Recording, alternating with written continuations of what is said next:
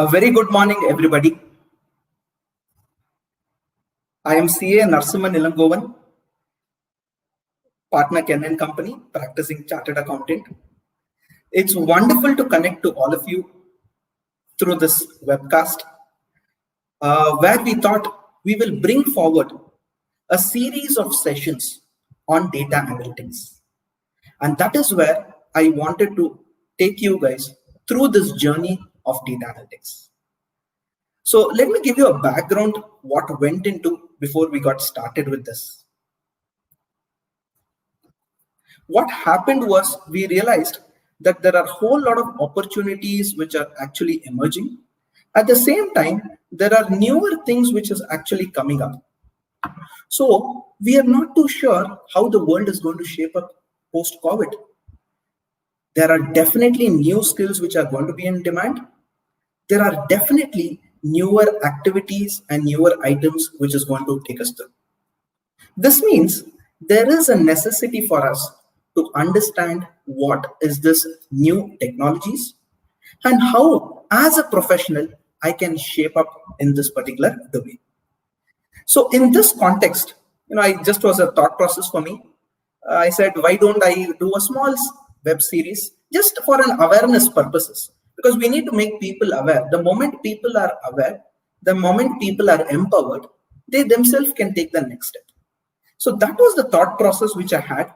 And that is how I got started with this entire concept or entire ideology. So from there, I requested a few of my friends, senior members in the profession, all of these friends to, sort of assist me. And we came up with a plan, a very simple learning plan, if you can call it. Or perhaps you can simply mention it as a learning agenda, however you wish to call it. And we said, hey, you know what? Let's go ahead and start this webinar series.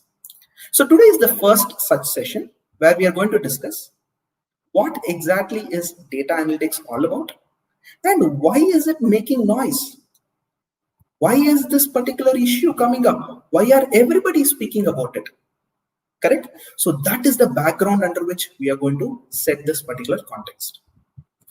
Before I move further, I would also like to make a mention that this session, even though we thought of for a small community of people, we just thought, let's have 100 people coming in so that we can share our thoughts as a knowledge sharing session.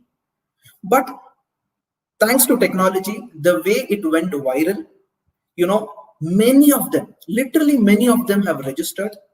And I was surprised within a span of 2 to 3 hours of registration, we reached the mark which we wanted, which was 250, and it kept counting. I had initially created a WhatsApp group so that people can join in, and the second WhatsApp group, and both these groups were not sufficient, so I had to do some bit of rejig. But nevertheless, keeping those things aside, I hope I was able to at least reach out to many of the professionals saying that, hey, you know what, this is the next happening thing. So we had over about 1,300 odd registrations and it is still counting. Nevertheless, let me quickly thank you all for the faith in post. And I hope me, along with the various faculties, will be able to take you through this journey of data analytics. Okay, so let's quickly get started with the data analytics journey. A quick brief about me. I'm practicing chartered accountant, professional from Bangalore. Just like everybody else, I focused on CA course and, studied hard, cleared it. I was looking at various opportunities. And that's when it struck to me that information technology is one such classical field where there are so many interesting opportunities, which perhaps many of them have not thought about. I said, this is the best time for me to probably invest into this. And I started reading, learning, and I continue to do that even today. And I've got a reasonable amount of experience in a few areas. And I also got a wonderful opportunity to be part of our institute activities, where I became a faculty with the institute. I started sharing my knowledge, learning from the institute, and I thought I should give back to the institute. More importantly, my quest for knowledge kept on increasing, and I also ventured into certain international qualifications such as CISA, cleared amongst the top 20 people, 20% percentile in the world in ranking. And I thought that I had a huge passion to technology, and I have to bring technology in a way people can easily understand. I always believe technology is a wonderful solution. We only need to know how to use it. At the same time, we need to know how to govern it. So with this as a background, I started spending my time into this, and I moved deeper. And recently, I had an opportunity for to co-author. Added my thoughts. There were so many other players also who came in. I had some amount of uh, I would probably say, an opportunity to share my thoughts and share my thoughts so that people can actually, be benefited. And I helped, I was one of the co-authors of this the implementation guide for DCMM 2.0, which is available in our ICA website. And I also happened to author a book called Digitizing CA Practice with the help of my guide and mentors. And through them, we were able to reach out to a larger audience. Okay, that I authored it for the Karnataka State Chartered Accountants Association. Beg your pardon. A general disclaimer: even though we are hosting it, in this YouTube channel, etc., this is merely for an educational purpose. Not that I am endorsing any of the tools. Not that I am saying, hey, what, this tool is better, that tool is better. Nothing to do with that. It is purely from educational perspective, and at the same time, there is no commercial interest. I thought knowledge sharing is the primary motive, and that is when I came up with this particular initiative. Let me also clarify, I don't intend to stand in any council elections, nothing relating to that. I'm not a vendor, not a service provider. I am just like any one of you, a practicing chartered accountant. But I thought I should share my knowledge so that, people at large will be benefited. That is my only intention. Let's quickly get started. What is the agenda for today's session? What is it that I intend to cover? How is it this going to take place? So today we are listening everywhere about data analytics.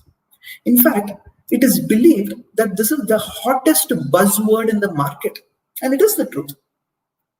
The reason for that also I will take you through. We have come into a particular stage that this particular topic or particular area which we are going to discuss has so much amount of importance that day in and day out, my dear friends, the future we are going to use analytics. Forget about the future. Even today we are using analytics to such a large extent, and that's the reality. Correct? So I am going to quickly take you through what are the changing times which is given the reason why we need to understand analytics. From then, we'll quickly move on to the next stage where we'll understand everything about data analytics. Of course, when I say all about data analytics, it's not that I can cover everything 100%, but let me talk about whatever is necessary from a functional angle. We'll also look into a few interesting use cases, either the industry or our experience in wherever we have shared. And last, we will look into how should you as a professional get started with your data analytics journey. So these are the 4 simple agenda points which I have. With that as a background, I thought let me quickly deep dive and take you through this entire journey. Okay, so I hope all of you are with me on this. So with that note, let me quickly get started. First and foremost, let's see the changing times in and around us. Before that, let me also try to reiterate, there are so many professionals who are attending this webinar. There are people who are from industry, people who are into service sector, and at the same time, youngsters and students and millennials are also attending this session. It is not possible for me to keep a pace which will attain everybody's requirement, but let me keep it uniform so that for everybody this becomes a simple ground to get started. At the same time, my dear friends, I would like to reiterate that I am going to take you through this journey slowly, and I'll give you a lot of practical examples so that even a novice or an expert or wherever you fall in between these, you will be able to understand with the limited knowledge which I've earned over these years. Let's quickly go into what is the changing times which we are seeing in and around us. First, the world today is moving away from what we call it as a print-based industrial society to a technology-based internet society. Now, when I use the word print-based and technology-based, you must be thinking, sir, what has this got to do with data analytics? Let me quickly reiterate over a point in time. You'll be able to understand the key message which I'm trying to deliver in the first section. The print-based industrial society was where we had the newspapers, the libraries. Everything was driven by that. It was all driven by industries. Today, we all have understood that it is technology which is driving everybody. A classical example, COVID-19 was a game changer for many of them, my dear friends. Many of them who did not even realize the importance of technology have actually understood. And what did they do? They just adapted it. The world is moving to what we call it as a technology-based, internet-driven society. Let's look at what's the other trend. The so-called industrial goods are slowly disappearing. We are talking about information itself becoming a commodity. Data is becoming a commodity. Data is becoming a goods. Correct? That is where people are actually seeing value. That is where people are understanding a whole lot of these interesting things are coming into the picture. So therefore, industrial goods are slowly, no doubt industrial goods are necessary, but the trend towards industrial goods is slowly now moving to what is called as information as a good. In other words, information is getting commoditized. A new trend or a new generation of what is called as infonomics is coming up. And what is infonomics? Information-driven economics. You're trying to maximize, you're trying to monetize, you're trying to manage, you're trying to do all of these things through this simple technology. Correct? And that is where data is getting converted to information and getting into a monetizing mechanism. At this junction, probably I will spend a quick minute to clarify what is data and information, even though we keep on saying everything is same. Data is commonly understood in a very, very raw form. It could be as simple as your ball by ball cricket scorecard details. Or a cricket match ball by ball update could be a data. But does it make sense for you to read ball by ball? You will not understand. You do not have the time. What do you require? You require what is the score? 58 runs for the loss of 3 wickets. These are the batsmen on strike. This is the country who's batting. This is the country who's bowling. That means this huge voluminous data is converted into a very simple summarized form that is called information. The process of converting the raw data into information, correct, and using such information is basically what we are going to talk about. Next, look in and around us. The companies who are data rich are the most valuable companies. If one saw probably 10 years backwards, maybe around, let us say 2010 or 2008, that particular point of time, the topmost companies of the world were all oil-driven companies. Whereas today, the topmost companies of the world are companies which are harnessing data, which are harnessing technology. The value of data-driven companies are increased rapidly, and this is going to increase in the near future. The world is slowly moving from what I call it as collection-oriented economy to a connection-oriented economy. When you use the word collection-oriented economy, I am referring to merely systems and devices were used to track about you. Earlier, they used to track this is this information, this is this information. Today, it is connected. It is connected to such a large extent that literally, my dear friends, I repeat the word, literally, at any given point in time, information about you, insights about you can be identified. And that is where we are heading into. Correct? So that is basically what I would probably say that, hey, you know what? Connection-oriented economy is what we are heading into. Let's see on the other side. Systems are no longer dumb. They are analytically growing smart. This morning, my smartwatch, the strap of it actually stopped, tore apart. I kept it aside. And I'm now using a normal analog watch, which you can see over here, a simple analog watch. Now, what is a big difference between these two watches? For me as a consumer, both the watches are same to a large extent. This is telling the time, that is telling the time. But that small watch started becoming smarter. It started thinking faster. It said, hey, you know what? Why should I only show your time? Why can't I show about your health? Why can't I track your fitness? Why can't I inform you in and around you how many people are fit? So that means systems are becoming inherently dumb to analytically smart. Systems also have started using analytics.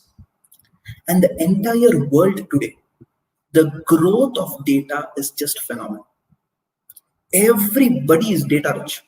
And that is why we say we are, stuffed, or, we have so much amount of data, but we are still starving for information. Look at the beautiful words.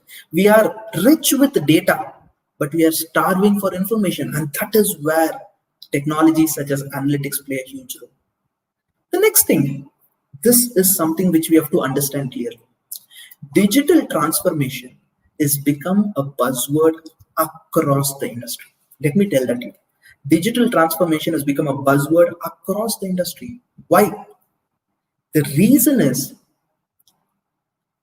this particular transformation, especially post COVID-19, is going to be a game changer. One very important lesson which this COVID-19 taught all of us is it separated the men from the boys.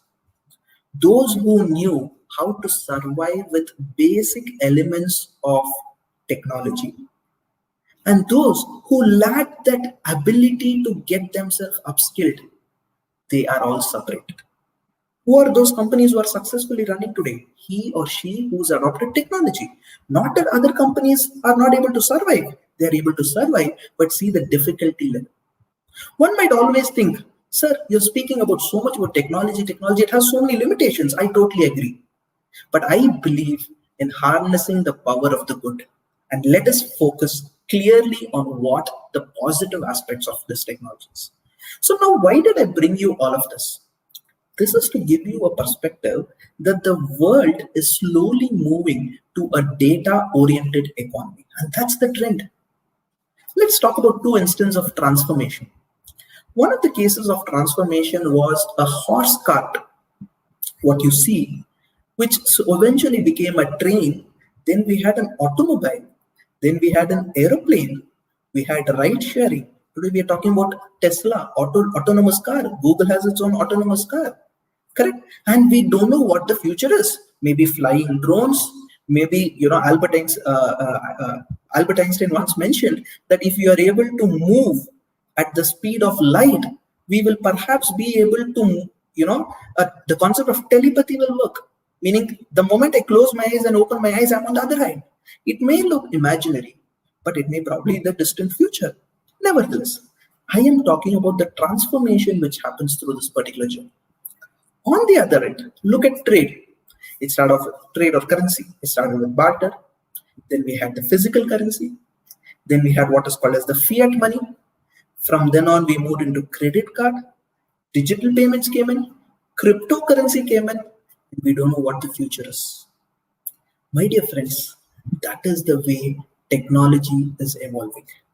You really do not know, and you can't predict it so very easily on the pace at which it is actually progressing.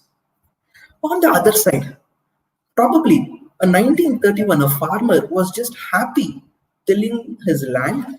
Maybe at that time, tractors was something new. Today, fairly a good amount of farmers have it. Probably 100 years down the lane, 2031, a farmer need not even go to his farm. He can control his entire farming activity by merely sitting inside. In other words, work from home for a farming industry is also possible. How?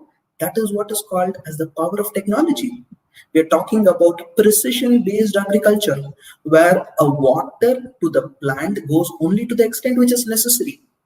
Or on the other end, we are talking about trends where drones are actually sowing the seeds, Autonomous tractors are farming and a whole lot of these things.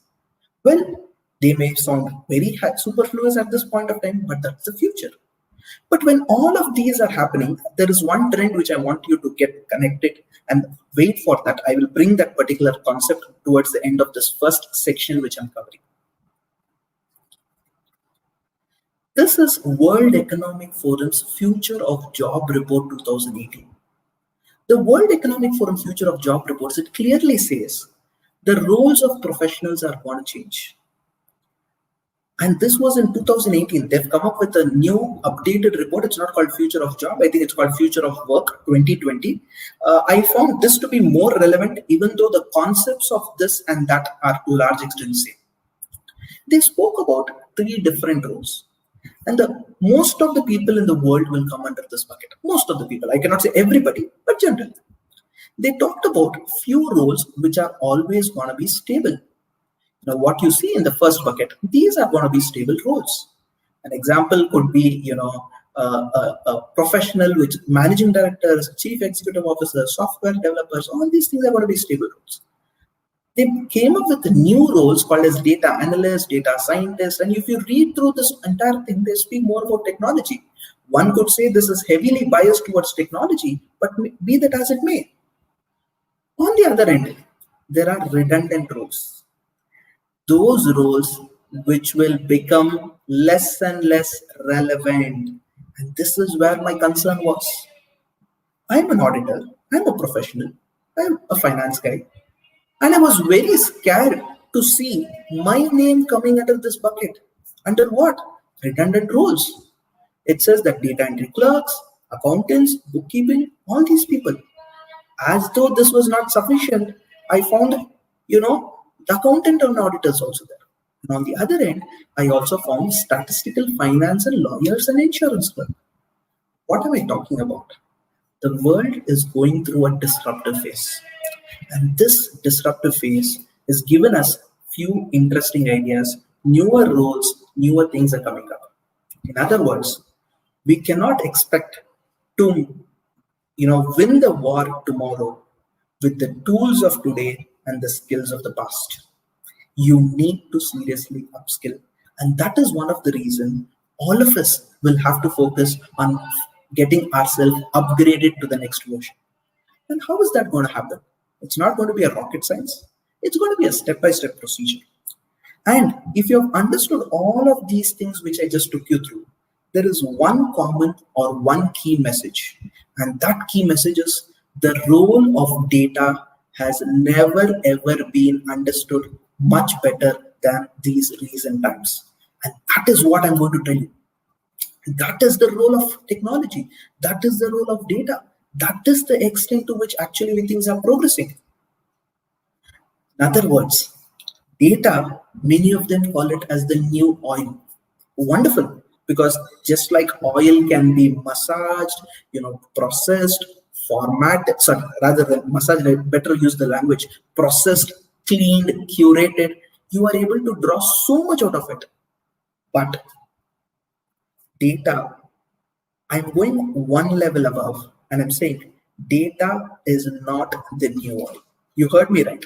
I'm saying data is not the new oil, which means, my dear friends, I am saying that, hey, how can data not be the oil? I've been reading everywhere that data is the oil. Data has a few interesting characteristics. Data is non-rivalrous. In economics, a rivalrous product is, if I use it once, I cannot use it another time. Do you think data is that way? The answer is no. Data can be used empty number of times, n number of times you can use it. It is non-depleting, unlike oil. Enormous, and it is believed that the data generated by the world in the last 2 to 3 odd years is much more, and if I have to use the word much more, it could be probably even 10-20 times more of the data generated in the last 100 years versus the last 2 or 3 years. Correct? That is the volume which I'm talking about. It's non-depleting, and it's only going to increase. You can Google out and search how much of data is generated per day in terms of your WhatsApp, in terms of your Instagram, in terms of your Facebook, in terms of YouTube. My goodness, phenomenal. Beautiful feature about data is it is regenerative and nearly unlimited, relatively inexpensive, and you can easily transport and store. Unlike oil, it is more difficult to control and own. That is where the globally various people are focusing about data governance, data laws, etc. And it is eco-friendly, unlike oil, but it is impossible to clean up if you have spilled it. Once some data or information is leaked, my dear friends, it is just not possible for you to get it back. Correct? Let's see how the evolution of this memory is actually growing. We had the bytes, of course, bits, bytes, kilobytes, megabytes. Then today we are talking about gigabyte and terabyte. I think most of our in a retail industry it is stopped. The larger industries are talking about petabytes, and from petabytes we have technologies such as exabytes, zettabytes, and yottabytes coming up. Look at the way this technology is actually drastically increasing and growing. That is the truth. So all of this is given us one simple understanding that, hey, you know what? Data is the future. It is time that I invest to understand how to manage this data. We are not going to talk about how to keep databases, architecture, etc. All those things are definitely rules. But what I'm going to talk about is what exactly is analytics and why is that particular analytics important. So let's quickly look into that what basically analytics or what basically data analytics is going to take us through. So let's spend some time or go a little more deeper into this DA. So what exactly is DA? We've been talking about buzzword, jargons. You name any of the latest qualification of the engineers, they say, I am doing data analytics course. I know Python, I know Java, I know this, that, a lot of buzzwords they're using. Can I try to demystify them? I'm making a small attempt towards it. So what exactly is data? Analytics, or what is data analytics? It is defined in a simple language: the science of examining raw and unprocessed data with an intention of drawing conclusions from it. Let's take a simple example. I have the registration database of how many people joined it. I have two things which I could do because I did it through Google Form. I can keep on sitting and counting 1%, 2%, 3%, 4%. Or I can simply say, hey, you know what? Give me a summary of this. So I click on summary. Google says 1,300 people have registered. If I want some more about it, it says in the last 1 hour, how many of them have registered? In the last 5 hours, how many of them have registered? I want to go deeper into it. From which are all the regions people have registered? It speaks about all of these things. So the key thing, my dear friend, is for you to understand that, hey, yes, basically raw, unprocessed, very, very simple form of data has to get analyzed, and that is where decisions are going to be taken. Simple language, data analytics is examining the raw, unprocessed data so that you can take a decision out of it. There are a series of processes. I will take you through the process of this also a little later. And there are multiple techniques designed to take this particular original data, in terms of cleaning, sanitizing, etc., and bring it into a form so that you can analyze. Let me give a simple example. Let's presume you created a simple form and you asked your client to fill in the data. A simple printout form, and you ask your client or your friend to fill out the data. Most of them some of them will write in capital letters, some of them will write it in a smaller case, some of them will write in mixed font, depending on how they want. Is there some consistency? No. So assuming you got this data in different formats, different ways, different methods, you need to sanitize it and bring it together. And that is basically what a large exercise is, correct? And then you take a decision out of it. How to do all of those, that is what the next 6 days we have lined up. So I'm not going to spend in terms of procedure oriented, but I'll definitely give you a few tips on that. If you are an accountant, if you're a finance person, etc., you could also relate data analytics as a generic term for CATS. What is CATS? Computer assisted tools and techniques. You could probably call this as a generic word. Correct? That is one way of looking at it. I do not say that is what is data analytics, but a computer or an accountant or a finance professional may perhaps look into it. It's a collection of tools, techniques, best practices to access digital data. So that's in a very, very simple language nutshell, data analytics. Now, if you look into it, you could also put it as a balance sheet or a financial statements as analyzing the data. Yes, but it is quite post-mortem. It happens after something is actually taken place. Today, you want to know trends. You want to know prediction. You want to see how well you are actually going to understand or how well you are going to see the future. Perhaps there is something called predictive insights. In fact, I'll speak about it a little later. The concept of predictive analytics is catching up and it is becoming very important. I'll give you a couple of use cases also. You'll be able to understand that. I want to see what the future is. How? By analyzing the past. Correct? I try to convert mountains and mountains of data into nuggets of insight. And that is when I can take action with confidence. And that is why analytics has become important. And I'm sure most of you, if you tuned into your news channels or newspapers, every day you find some or the other graph. A graph which talks about, hey, this is what is happening, this is what is the issue, etc. And they give you overall statistics. All those things, how did they do it? They had a raw data, they converted it into an analyzable form, and they're presenting it to you. Correct? Taking further. The next interesting question is, I've understood what is data analytics, but why should I have it? What is it that is going to be something new for me? First, you can identify risks which you yourself were even aware about.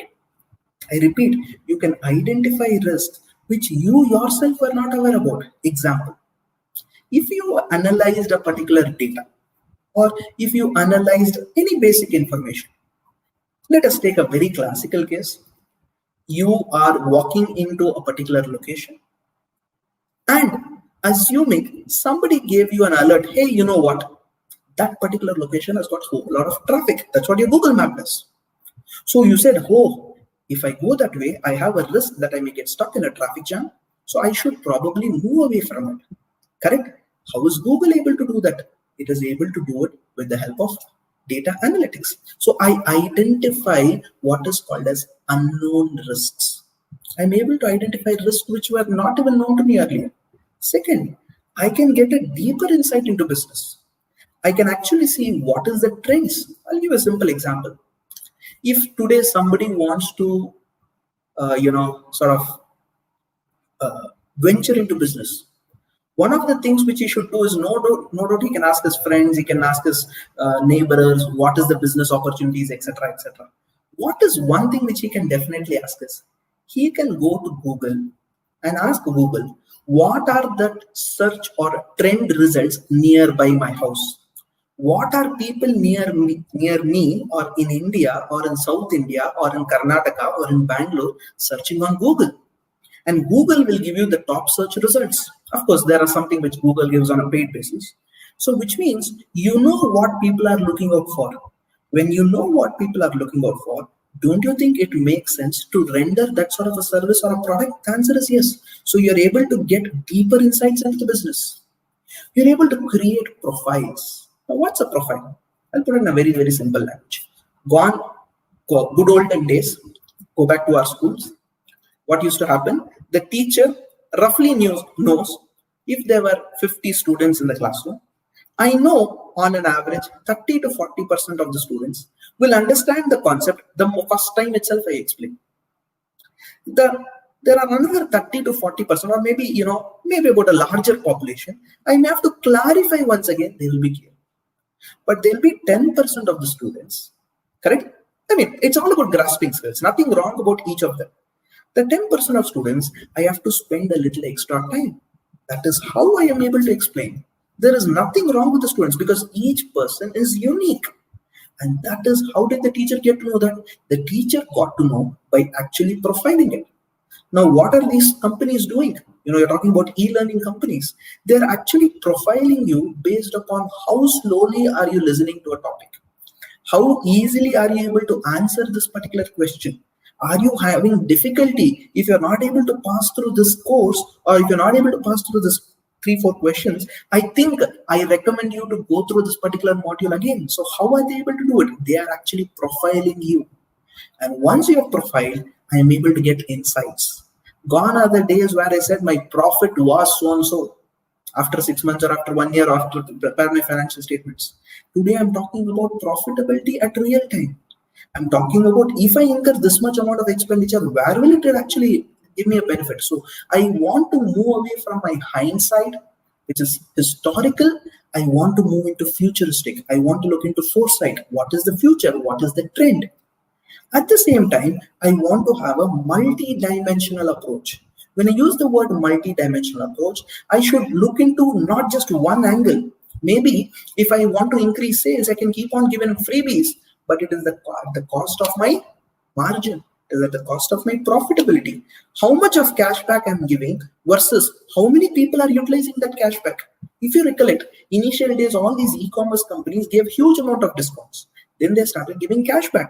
And then they said, I will give you a cashback. You have to redeem it in the next 3 orders, 5 orders, etc. That means they are trying to get you back again and again. This is basically an approach you're looking from multiple angles. Another thought process could be, if a particular action takes place, what are the side effects? Can something else be a repercussion? Now say I am opening my business within the permitted limits and within the government regulation. Can there still be a risk?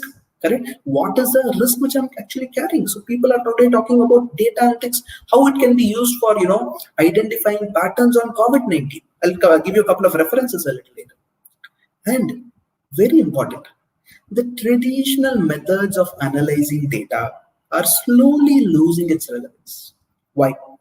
Today, if you talk and give a balance sheet, please understand, if I give a balance sheet or a financial statements to a person, he no doubt understands. But there are a good number of people who in fact say, hey, you know what, this is too boring. Number crunching is not making.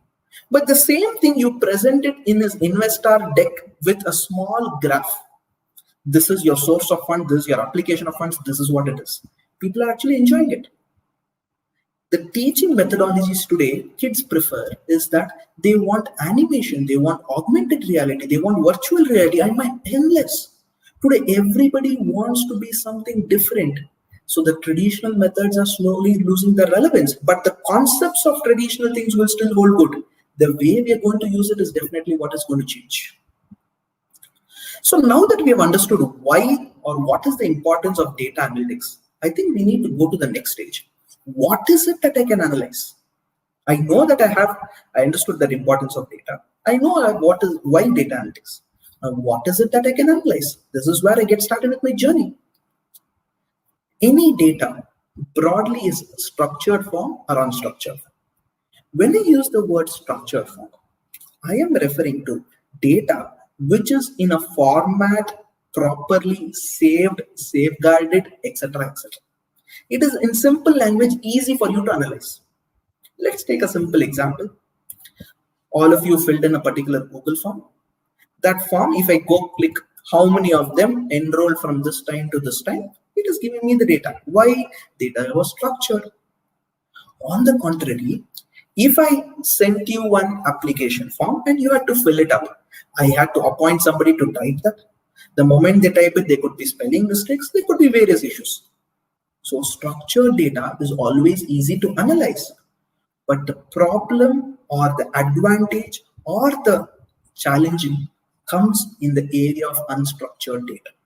Unstructured data don't have any specific format, it does not have specific content. An example, if I had to analyze your WhatsApp messages for various reasons, if I had to analyze your email, they are not structured, right? Because sometimes when you send on your mobile phone, that message will appear a little different. If you send from your your iPad or your tablet computer, it will look a little different. On the other end, you try to send it from your laptop or a desktop, the way it looks different. You might be using Outlook, you might be using G Suite, you might be using Microsoft Suite product, whatever may be the product. Everything has some sort of a feature, content, text limitation. So this becomes unstructured. The challenge is, my dear friends, today Most of us are in a position to analyze structured data. The challenge of the future or the opportunity of the future is, how do I analyze unstructured data? People are spending millions of dollars. Government is spending, companies are spending. How we can analyze unstructured data? Classical example, income tax department, of course, not prior to the COVID, they wanted to analyze your passport travel history vis-a-vis the social media posts which you're actually making. So if I have too many posts about you traveling to various places, and if I see your passport history saying, or your income probably giving a different indicator, so they're trying to match three things. I'm trying to see your passport history, I'm trying to see your profile, and I'm trying to see what is your income. Try to match all these three. Perhaps I may get a new trend. So this is what we're talking about, unstructured data. So the catch or the very important crux in this particular position is, how do I understand data? Let me give you a few examples to look into it. First, if I look into a typical unstructured data, okay, so the unstructured data is basically what I would simply say that, structured data, beg your pardon, structured data. It could be sales, it could be payment, it could be payroll, it could be inventory, financial reports, accounting software, whatever you may call. All of these are basically structured data. I have everything in a format. I know what it is. It is in an easily format. I may get it from my CRM, I may get it from my ERP, I may get it from my payroll software, but it really doesn't matter. I have the data. Look on the other side. I have unstructured data, email, chat conversations such as instant messages, such as WhatsApp, or perhaps the chat history which you are seeing right next to you. Right? If I have to analyze that, all of those are interesting things. Payment, text descriptions, all these are interesting challenges. How people are using Google Pay, Phone Pay, Paytm, etc., etc. Social media activity, I spoke about Facebook. By the way, there is a feature in Facebook where you can export all your data. Just go and explore that. Coming back. Corporate document repositories, news feeds, news alerts. Now you must be thinking, sir, how do I analyze email data? What is the relevance for it? There is a purpose. Let us presume you are doing a fraud-based investigation, a forensic analysis. Between 3 or 4 large senior officials of ABC company, there has been some sort of an email exchange. You can analyze that email data, put it into a format. It requires some amount of softwares, and you can identify what are the keywords which they've been using. If they've been continuously using the words adjusted, make it up, some sort of a fancy window dressing words, you can identify the trends. Perhaps they're actually getting involved. Correct? So this is where you need to understand how you analyze structured versus unstructured data. Of course, tools are also necessary. We'll come to the tools part of it a little later. But first, I want to take you through what is the concept. Because once your concepts are clear, or once you know the rules of the game, you can decide how you want to play it. You should first know how to drive the car. You should know what the traffic rules are. Then it depends whether you choose in a national highway, state highway, one-way traffic, or for all you know, reversing and taking back in a small lane. It's left up to you, correct? So I'm taking you through a particular stage by stage. So I hope this is clear. And this is where one very important statement, let me tell you. Majority of the companies today are seeing, how can I make my unstructured data into a structured format? I repeat, majority of the companies are saying, how can I actually see that unstructured data is getting converted into a structured format? And that is where, my dear friends, organizations have a huge role to play. Professionals like us have a huge role to play. Once we define the way the data should be collected, it becomes all the more easier. Many times you would have asked your client or your friend or your neighbor saying, hey, you know what, why can't I analyze this? Why can't I take up this? But the question is, that is not captured. And that which is not captured can never be analyzed. Correct? So the trend from unstructured to structured is actually increasing. Remember a very important lesson. It is not about the data which you have. It is about the data which you want. In other words, just because you have data, you can't keep on analyzing. You need to have the data which you want. The few common myths or a few common mistakes which many of them think the moment we say data analytics. They say, hey, you know what? Data analytics is only for large companies. I am a startup. I am an accounting firm. My client is only having very minimal transactions. Why should it be relevant for me? Remember, as long as digital data is available, analytics can be used. The extent to which you use differs from person to person. So larger companies can use it, great. Smaller companies also can use it. In fact, it is easier for smaller companies to get started with, so that when they grow up in scale, they have systems in place. Because many of the larger companies today are thinking, hey, when that point of time when I was a smaller or meager company, I should have perhaps analyzed this. I would have got to know how to take it. So those are the interesting problems and challenges. Let's look on the second side. It is to be applied only when there is humongous amount of data. I don't think so. Even bits and pieces also you can do it. But the only question, my dear friend, is how is it going to be relevant? How am I going to take it to the next stage? That is what you have to look into.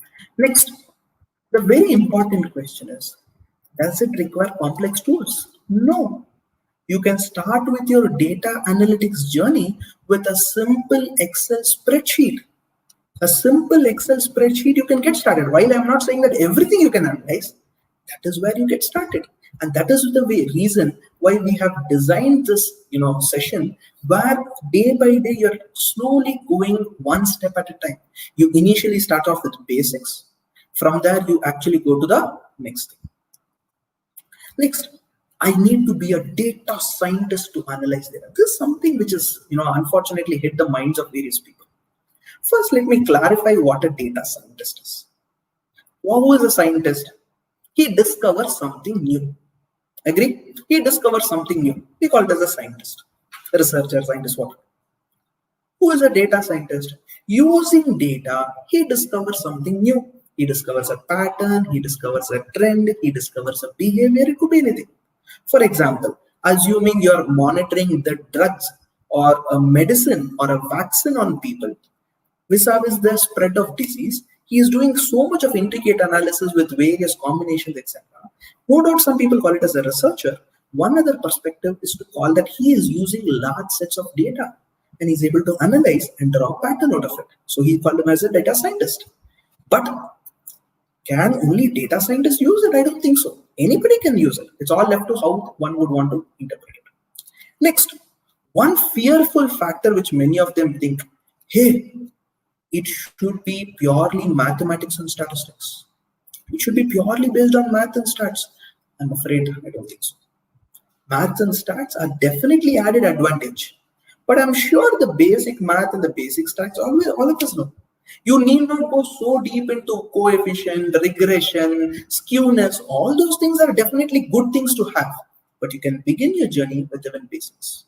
It requires huge amount of qualification. I don't think so. It is possible even with basic things. The only qualification which I believe you require is CS, common sense.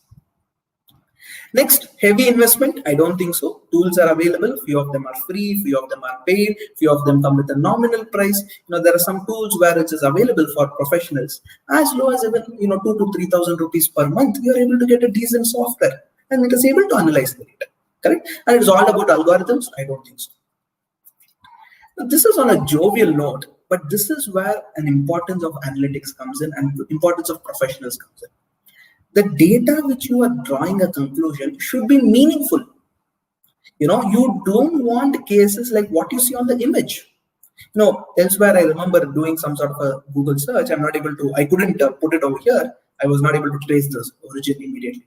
So where I read one interesting statement where it said, the rainfall in Kenya and the rate of crime in another state in US showed almost a linear trend, which means every time there was rainfall in Kenya or one place, the crime rate used to increase in another place. Now, this could be a wonderful interpretation, but is it relevant? Does it make any sense? The answer is no. You might have discovered something new, but the question is, everybody knows it is superfluous. Everybody knows it doesn't make sense. And that is where, my dear friends, you need to understand that, hey, technology, analytics have to be put into a meaningful form. Only then you can take a decision out of it. So what are a few common terminologies which we use in data analytics so that we are clear? Probably about 4 to 5 jargons. Many of them, the tech-oriented companies or larger firms make use of it. Definitely a good to know or a good to have. First, data warehouse. What is a data warehouse? It's basically, I would say, data warehouse itself is a database of its own. Correct. Now, what it does is it stores large amount of data collect from various sources. It could be internal sources, it could be external sources, various sources. I am trying to collect this data. And when I'm trying to collect this data, I am trying to convert it in such a way tomorrow I can draw meaningful insights. Tomorrow I can take meaningful decisions. And that is where it happens. They are normally separated from the transactional database. Why? That remains the source database. I don't want to touch that. On the other end, it also has multiple components. It could be your operational system, your ERP, CRM, supply chain management, Excel spreadsheets, etc., payroll softwares. You could have a separate staging area where all of this information is cleaned and it is kept, because your ERP has a different format, your Excel sheets have a different format, your SCM or your supply chain management have different formats. So I want to sort of bring them together. And on the other end, data should be accessed, or data access area where it is sort of stored, it is present, it is sort of recorded, and this is basically where you are trying to link it. Correct. So these are basically trends which you should be aware of, or the concept which you should be aware of, because please keep in mind, nobody applies analytics on the direct source database. They normally draw it into a warehouse. This is what happens in larger companies. Smaller companies, they may probably use analytical tools to pull the data and create their own version of a database, and from there it is taken further. A slightly related concept to a warehouse is a concept called data mart. A data mart, strictly speaking, is a subset of a warehouse. So let us presume all information pertaining to one particular department or function is put, HR, finance, sale, that becomes a separate data mart. All the marts put together become a data warehouse. Next, this is a buzzword in the corporate world today, data lake. What is it? See, today when I have to take a decision, you require structured data as well as unstructured data. And there is some amount of data which is semi-structured. Let's take an example. There is an analysis of a research-oriented company has done some basic analysis, and they've spoken about the sale of cool drinks, sale of ice cream during summer. Some information is available. It is in a reasonable structured form, but it's not in the format you want. So it's a semi-structured. So if I have to bring the structured, semi-structured, unstructured, all of these three together, that is where you need to have one separate repository, and that concept is today called as a data lake. It is a collection of structured, semi-structured, unstructured, all of these raw data, and all of these from multiple sources outside the company system. It can be sometimes within your system, it can be outside the system, it depends. At the same time, normally it may not be recommended for an average size of business, but larger companies, data scientists, etc., they use it, and it is used for certain advanced analysis, machine learning, text search, etc., which we'll cover it a little later. And the last concept, data science. I told you it's an interdisciplinary field. Please note the word interdisciplinary. Why? It never said that it's a technology oriented field. In fact, if you look into any of the courses on data science online, they will have something on technology, they'll have something on programming, they'll have something on statistics, they'll have something on mathematics. In fact, he who understands statistics and mathematics may find it a little easier to decode data science. Probably professionals like us, even chartered accountants, may to some extent be able to understand data science in a different angle compared to that of a technology professional. A technology professional looks from an angle of coding, trying to bring in some sort of a value add. We look in from a functional angle. A doctor may look at from a different angle. And this skill set is going to be relevant for everybody. The question is how deep and how much you want to learn. Correct? So it could be a combination of statistical, mathematical, domain, business knowledge. Please keep in mind, each of us specialize in one of these three items. The question is, we just have to get some extra information. Now, say for example, we are talking about financial data. Chartered accountants may have expertise in the last bucket. We are talking about, let us say, clinical data, patient-related data. Doctors may have expertise in that. Correct? We are talking about, some sort of a case history, some sort of, legal history, legal interpretation of statutes, etc. Advocate professionals may have some better command on it. So it is a combination of all of these three. Correct? So now that we have understood what, why, what are the concepts, etc. The next question now we move on is, what are the types of analytics which we have? What are the type of analytics which we are actually dealing with? So this is where let us spend some time to understand this. The few types of data analytics. The first one is called as descriptive analytics. In a layman's language, let me tell you, it basically tells you what happened in the past. Basically say, what was your profitability? How was your last year? Last year, I put it into a simple bar diagram or a pie chart, histogram, whatever. This was my sales. Out of my sales, this was my cost. This was my operational margin. This was my gross profit. Just bucket it. A simple thing, correct? So provides insights based on past information. Second, diagnostic. This is where you analyze the data a little bit. Here, what happens? You look into the cause and effect. What led to the increase of sales last year? Maybe there was heavy rainfall, therefore the sale of umbrella increased. Maybe it was a very, very strong summer, the sale of ice cream was actually significantly high. Or perhaps due to COVID or Corona, the sales have actually declined. That's a simple diagnostic analysis. This is where analytics moves to the next stage. Predictive analytics. The ability of understanding the future and providing foresight, providing how it could actually happen. You analyze the historical data and say, hey, you know what? This is what is the trend. This is where a whole lot of analytical models have been. And this is where many of the companies are slowly moving into. There are multiple models for doing data analytics, but I'm just giving you a perspective. Then you have what is called prescriptive analytics. Prescriptive analytics is basically, given the various options, what could be the desired outcome? If you remember in your financial management or in technologies in those areas, you have studied, okay, if this is the possibility. If this is the possibility. They call it as a decision tree oriented setup, correct?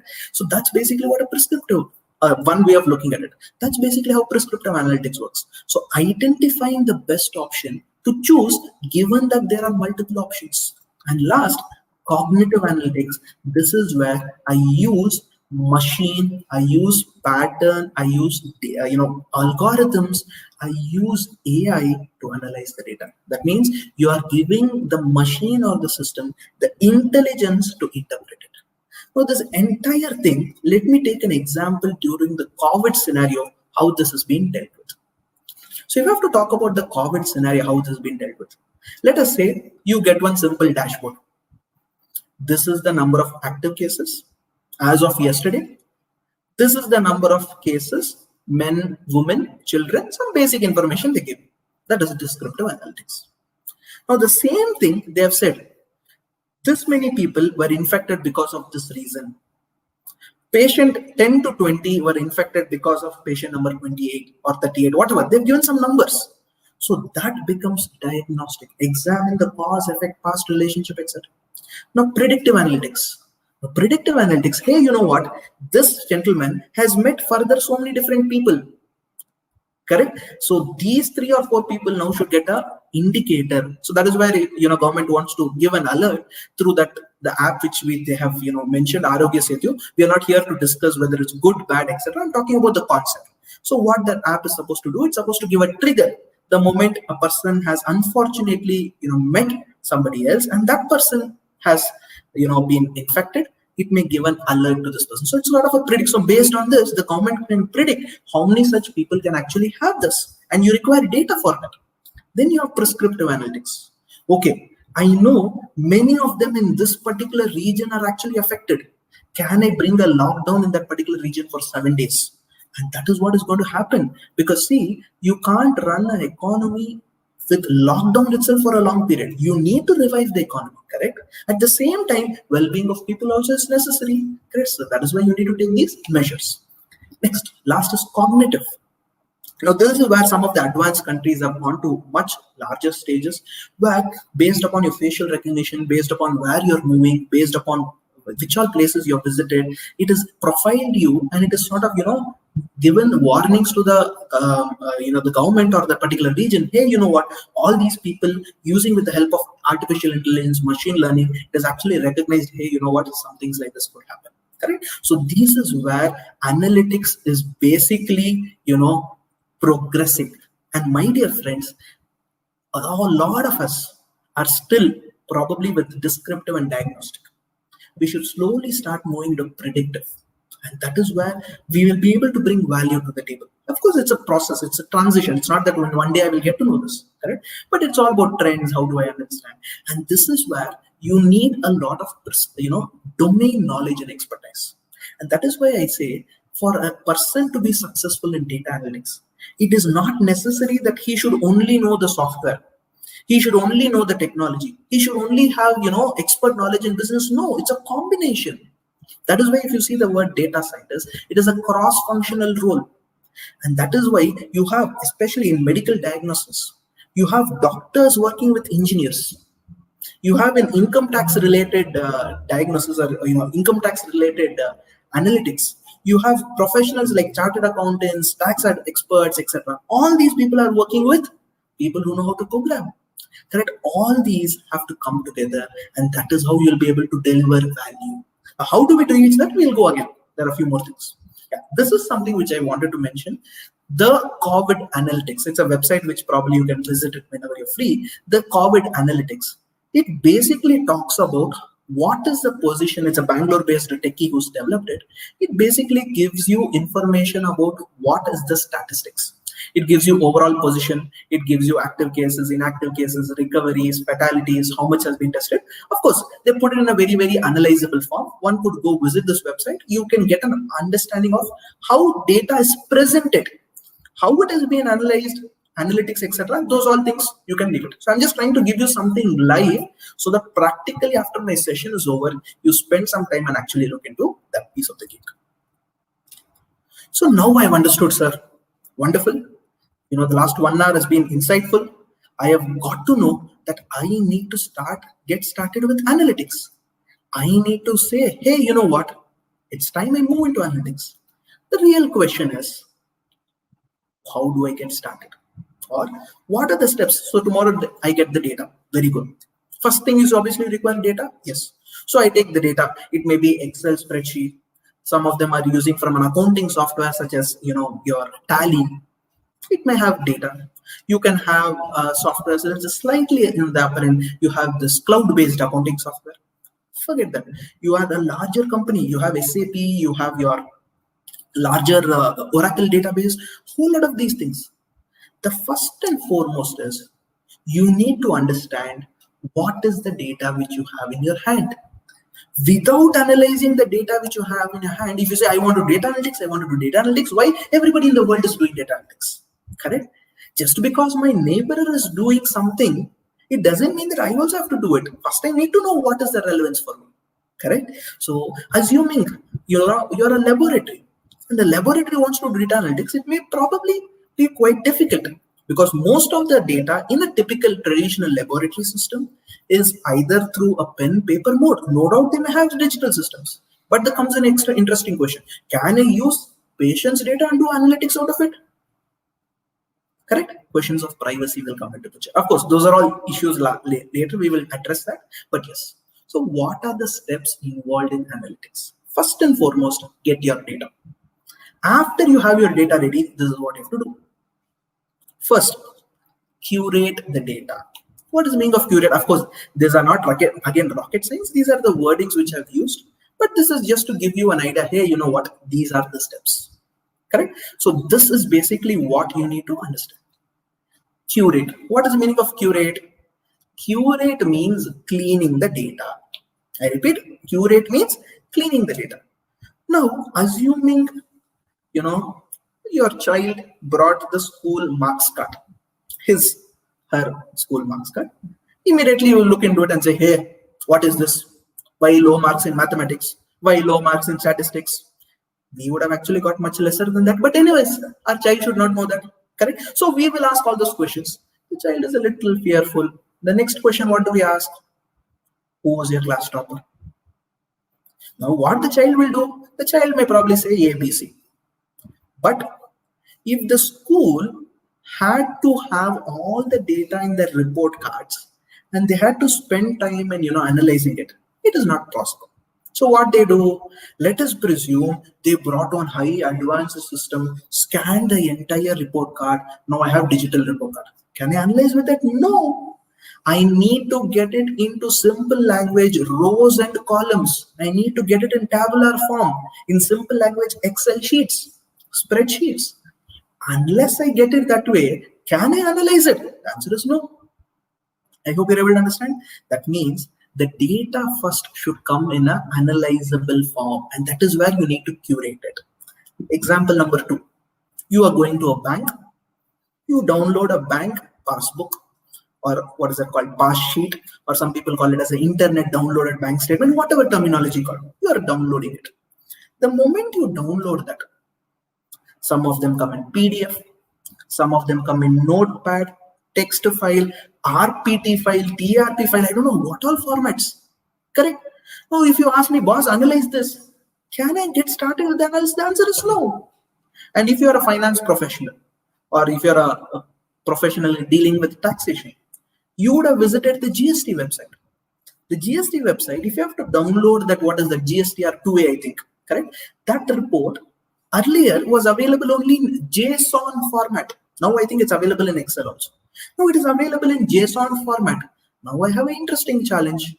How do I actually take this JSON format and convert into my format? My goodness, I have to now go take a software, or I have to go to some utility, or I have to go to Excel, do a lot of circus. Have we analyzed the data? What are we doing? We are cleaning up the data, transforming the data to put it into a convertible or an analyzable form is called curate. My dear friends, with all due respect, 60 to 70% of the time of a data scientist today is going only towards curating. Only towards curating. Because that much amount of time he takes for cleaning up the data, it's a very unfortunate thing. Why? Sir, data may not always be in the format which you want.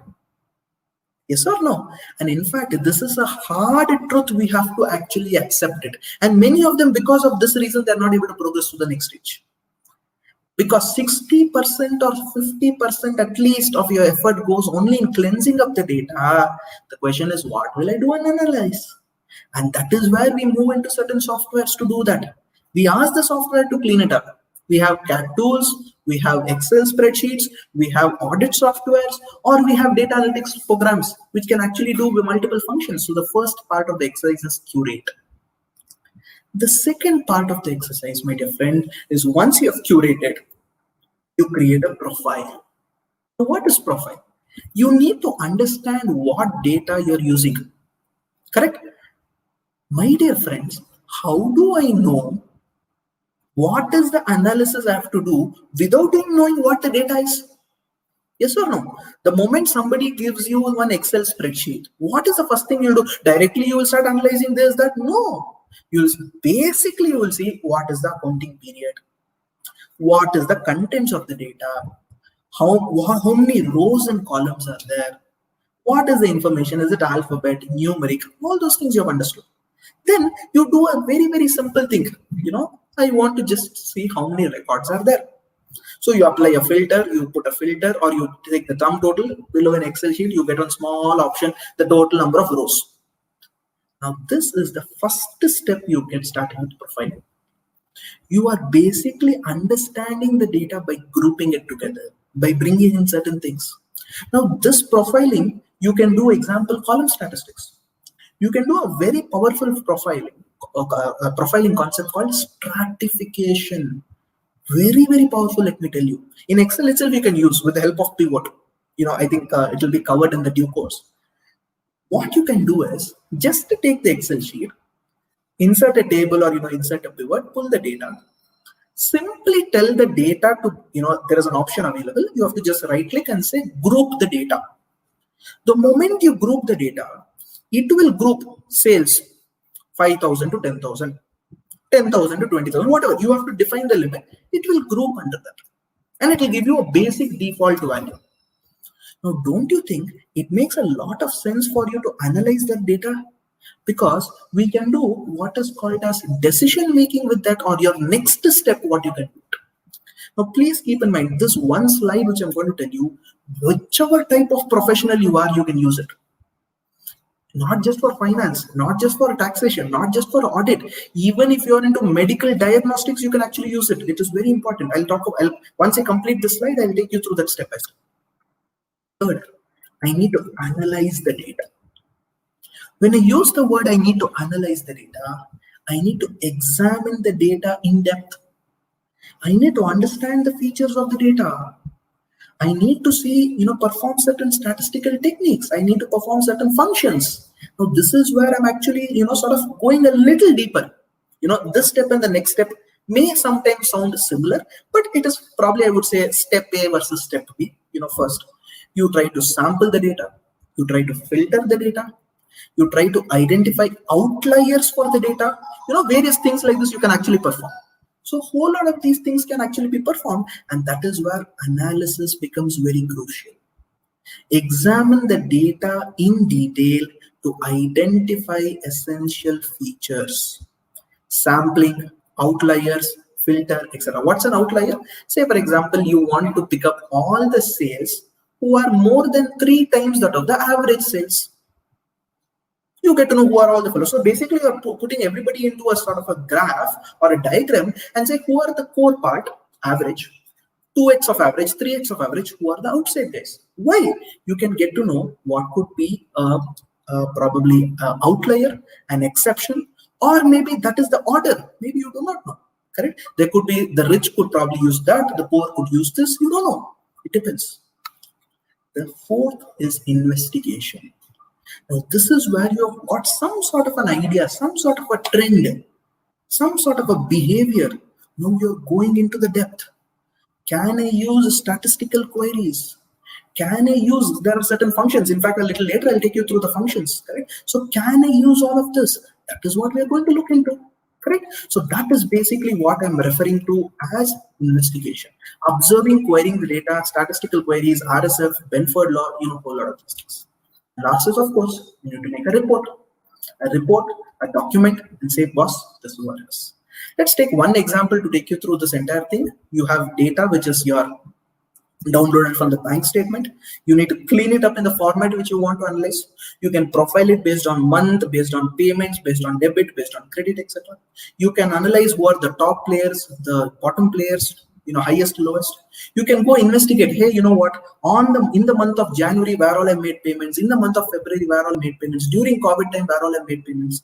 I can document it. Like this, you can build up multiple cases. So a few popular data analytics functions, I'll quickly take you through, because there are a whole lot of things which I want to cover, but I'll quickly take you through this, and I'll probably increase the pace at which I'm going, because now I think all of you have got some amount of idea. Okay, and please excuse me if it goes a little beyond the designated time of 90 minutes, because I had a few thoughts which I thought I had to cover it. Maybe I was explaining a few of these topics a little longer, so please excuse me to that extent. So what are a few popular data analytics functions? A few examples I just mentioned. Column statistics, I think I already made a mention. It displays basically column-wise statistics of all the number, date, numeric, etc. For example, if you apply column statistics on the date field, it will tell you what is the starting date, what is the end date. Sometimes it can also summarize based on date, each date, how many transactions are there, etc. Then you have identify gaps, duplicates. This can be used in various purposes, to identify which are the duplicate payments, to identify repeated transactions, to identify to whom payments are regularly made. I'm just using one example. You can actually look into various cases. Then you have a very powerful function called RSF. What RSF does? It basically takes the ratio of the first highest value divides by the second highest value. I repeat, first highest value divided by the second highest value, and that ratio is presented to you. So when I present the first highest versus the second highest, what do I get? I basically get to know what is the variation. Correct? So many a times what happens, this itself gives you a huge number of trends. correct? You can say, you can derive the ratio, check the ratios beyond a particular percentage, etc. Then you have Pareto analysis. A Pareto analysis is basically 80-20 rule. The rule of 80-20, the top and the smaller bucket, so that you can focus where you want to spend your time on. Then you have something called as Benford law. This is something used for fraud-based investigation, and it will be covered in the subsequent sessions as well. But if I have to give it in a very, very simple language, Benford was a statistician. He said that any data set, of course there are some exceptions, I'm not going to too much in detail, but any sort of a data set follows a pattern. There are numbers which will begin, the numbers which begin with 1, numbers which begin with 2, numbers which begin with 3, numbers which begin with 4, like that up to 1 to 9. He did a lot of analysis, and he figured out that on an average, normally 1 to 9, general probability is 11.11% the number should occur. How 11.11? 1 divided by 9. But what he figured out is numbers beginning with 1 should roughly have 30% of the probability. Numbers begin with 2 should roughly have maybe a little lesser than maybe 25, 28% probability. Like that, he devised a methodology, and you basically compare the actual data set with this. Probably, in the use cases or in the subsequent sessions, it will be covered in later. Pivot and MIS, I'm sure most of us know this, correct? Something which is very critical and which is very, very fundamental. You have outliers. I think I spoke about outliers. Trend lines, it will just give you the graphs, correct? And my personal favorite, fuzzy matching. For example, you find, the word Apple, APPLE, app, whatever. All of these are basically referring to Apple, correct? So, for example, gmail.com, GAMIL, Garmin, Gmail, correct? Most of us interchange typo errors. All of those you can sort of, figure out from it. Again, some people, if the system says that you cannot enter the same invoice number, check number the second time, they try to, manipulate with this. So those are all possibilities which can actually happen. So we've understood what is the importance of data analytics. Since I'm in a finance professional, I thought I should add this couple of slides. What is the importance of analyzing, or what is the importance of analytics for audit? This can be interpreted in the way, because the audience are multifold. Many of them are from, predominantly most of them are finance background. Some people are non-finance background also, but I'm just giving an overall perspective, correct? So what is the importance of analytics for the purpose of audit, correct? Let's look into this particular image. I mean, those of you who have heard my presentations elsewhere, this is one of the common things I make a mention. If you look into this image, you will perhaps get an idea. Hey, you know what? There is a snowman, or there is what do you call with the orange nose, there are eyes, there is a cap. Now, if this was your audit population, you would have probably said, hey, you know what, pick up all those fellows with scarf, let us analyze. Pick up all those fellows with a long nose, let us analyze. But otherwise, you may also do a simple random sampling method. Pick up one fellow from every order and then analyze the data. But if you use your traditional methods of audit, or I will not say nothing wrong in the traditional method, definitely they are good. But because of the volume of data is significantly increasing, will I be able to identify a panda inside this box? The answer is no. How do I get to know that there's a panda? Only if I apply some sort of analytical technique. The analytical technique which I need to apply is, how many of these fellows do not have a nose, or do not have a long nose? I'll be able to catch hold of it, which means, jovially being put, you will basically analyze those fellows with hat, those fellows with scarf, those fellows with eyes, those fellows with nose. There's nothing but those transactions which are rounded off, those transactions which have happened on the weekend, those transactions which has keywords, and this is how you will apply analytics when you're doing an audit. And that is where it's going to bring a whole lot of new discovery, new patterns. Correct? So that's the importance which I want to take it. So as professionals, I think when we are looking into audit, we also have to mature. We need to move from what is the audit of the earlier version, audit 1.0, we need to slowly move to audit 4.0. Audit 1.0 was pencil, calculator we used. Today, to some extent, you're using Excel, maybe CAD tools. But 3.0, you need to use a lot of analytical apps. Probably audit 4.0 is basically you need to use devices, cyber physical systems, RFIDs, GPS, IoT, sensors, whole lot of these things. And for all of this, definitely analytics is a good skill to have. So slowly we are mature. Next comes a very interesting topic. The moment I say data analytics, there are also certain other technologies, robotics, artificial intelligence, etc. I'm just giving you one use case of how advanced analytics can be applied with the power of artificial intelligence and banking industry. And this particular slide, I'm borrowing it from one of my mentors, late Babu Jayendran sir, who's no more with us.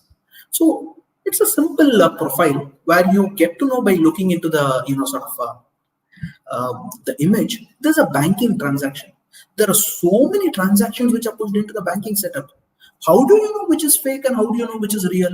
You need to analyze. You need to create a pattern. When you're analyzing and creating a pattern, the real important question for me is, how do I figure out which of those is suspicious, which of those is not suspicious? That is why these patterns will be fed into the system with the power of artificial intelligence, with the power of neural engineering and all of these technologies. It is able to analyze the data and profile it and identifies only 2 or 3 transactions as suspicious. Rest all of those things are moving into a clean slate. Correct? And we have few companies like this, Mindbridge.ai. It is a company which uses the power of artificial intelligence and data analytics to give you decisions. And that is where we are heading into. Correct? So that's basically how the technology and emerging areas are actually coming up. Now comes a very important thing. How do I talk about the industry use case? How is industry using this? I'll give about 3 to 4 cases. There are hundreds of cases, but there's them. And I'll also talk about how we can use it in our profession. So let me give you one simple case to get started. For want of time, I'll make it very quick. Popular company, especially after COVID. Today, entertainment comes to our home thanks to this company called Netflix. Netflix, every time you log in, when you use the word Netflix, you can also relate it with YouTube, Amazon, etc. The moment you have seen this video, you will get one more video suggestion. Why don't you watch this movie? Why don't you watch this documentary? Analytics. You'll be surprised. This is one of the screenshot of software or a tool, whatever you can call it, which Starbucks uses. They decide where to keep a Starbucks store depending upon the footfall and the entry. Many places within one lane, you'll find 2 Starbucks stores. Why? I'm just giving Starbucks because that's a popular brand when it comes to abroad. In India, slowly coming in. Coffee Day also has a similar concept. So they use analytics to identify footfall, movement of people, how many of them are coming in, how many of them are exiting. So based upon that, where should I keep it? And they apply a lot of analytics on that. Forget that. There's another company, I think this is called Prognolite GmbH. It's a Switzerland-based company. Quite similar concept is there in India as well. I was not able to get the exact name of the company. What this company does is, it is now giving you a trend to say, hey, you know what percentage of people will come into your restaurant at what time?